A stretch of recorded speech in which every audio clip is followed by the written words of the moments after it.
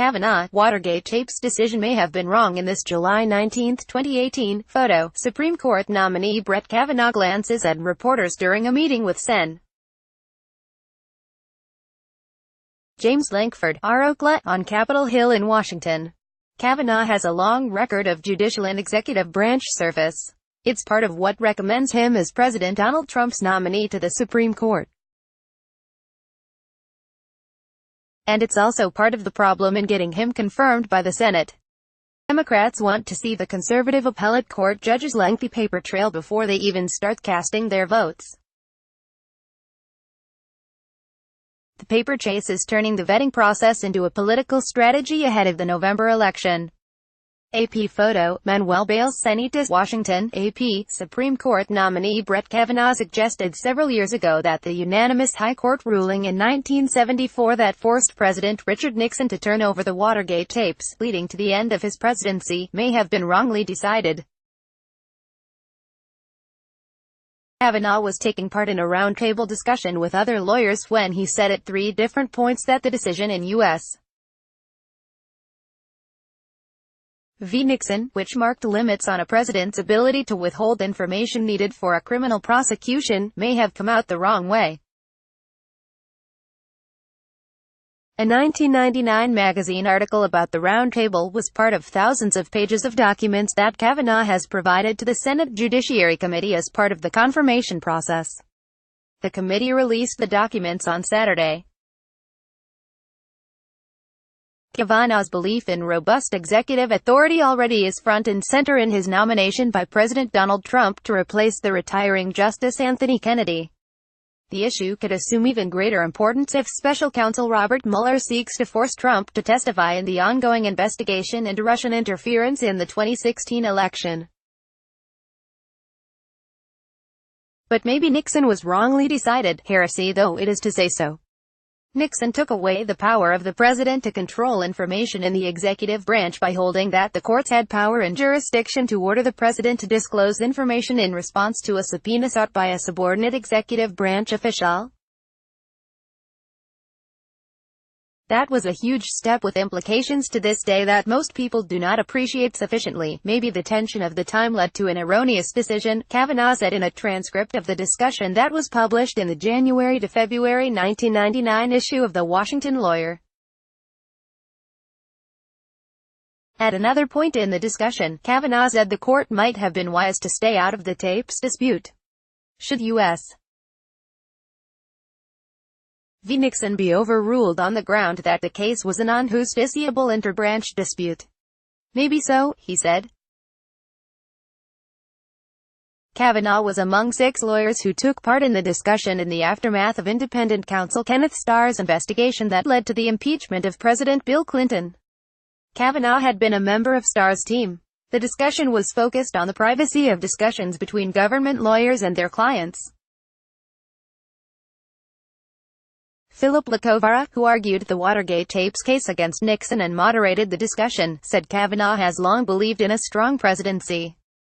That was Brett staking out what has been his basic jurisprudential approach since law school, Lacovara said in a telephone interview Saturday.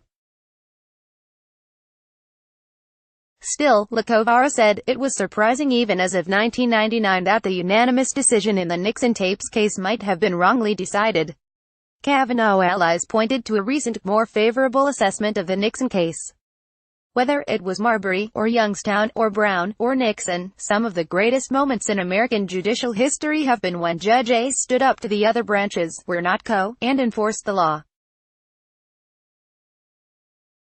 That takes backbone, or what some call judicial engagement. Kavanaugh wrote in a 2016 Law Review article in which he referred to several landmark Supreme Court cases. The 1999 article was among a pile of material released in response to the committee's questionnaire.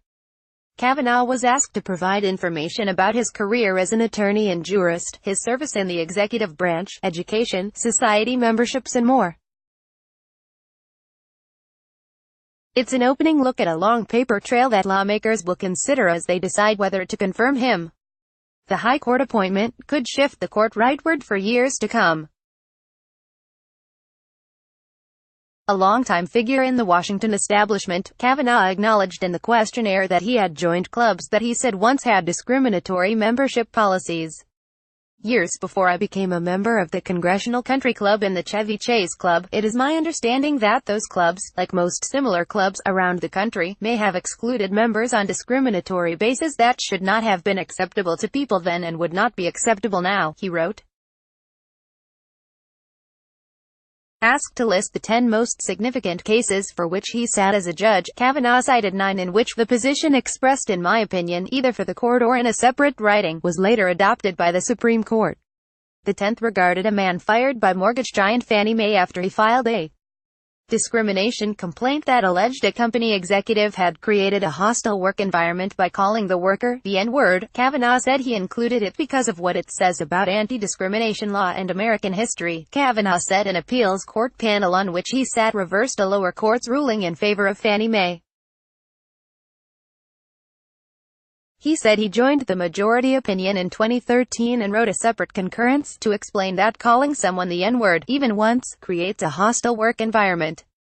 In the questionnaire, Kavanaugh cited his opinion in that case, no other word in the English language so powerfully or instantly calls to mind our country's long and brutal struggle to overcome racism and discrimination against African Americans. But it was one of the relatively few discrimination cases in which Kavanaugh sided with a complaining employee.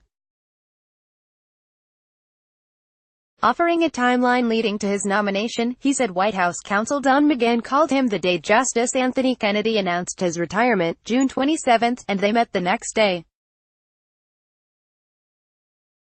Trump interviewed him July 2, with McGahn present, and Vice President Mike Pence interviewed him July 4. Kavanaugh spoke by phone with the president on July 8 and that evening met at the White House with Trump and his wife, Melania, where he said he was offered and accepted the nomination. Asked whether anyone sought assurances from him about the stand he might take on a specific case or issue, he answered, no. He also said he had not offered any indication how he might rule as of justice. Kavanaugh has written some 300 rulings as an appeals court judge and has a record in the George W. Bush White House as well as in Starr's probe of Clinton. Republican Sen. Chuck Grassley of Iowa, the committee chairman, said the questionnaire was the broadest and most comprehensive ever sent by the committee and he welcomed Judge Kavanaugh's diligent and timely response. The nominee told lawmakers he registered for the Selective Service in his younger days but did not serve in the armed forces. Years before he became a judge and compiled a solidly conservative record, Kavanaugh also reflected on how past nominees have sometimes disappointed partisans who wanted a more liberal or conservative justice. Speaking on CNN in 2000, he was responding to a question about whether the next president could pack the court with like-minded justices. Presidents often prefer to avoid bloody confirmation fights, he said in a transcript that was released Saturday. We've seen that time and again, to pick the consensus pick who turns out to be more moderate and thus less predictable, that's what's happened, Kavanaugh said. ___online questionnaire https://tinyurl.com/y9gqfdkg supporting documents https://tinyurl.com/y7x95l45 ____ Associated Press writer Jessica Gresco contributed to this report. Copyright 2018 The Associated Press. All rights reserved. This material may not be published, broadcast, written or redistributed.